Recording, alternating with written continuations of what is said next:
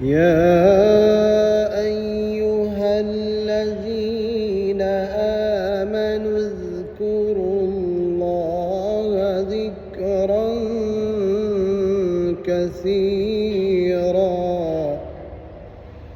وسبحوه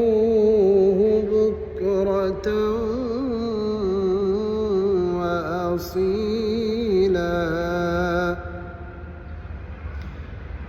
هو الذي يصلي عليكم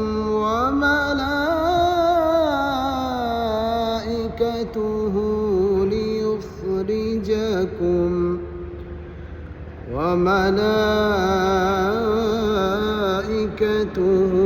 ليخرجكم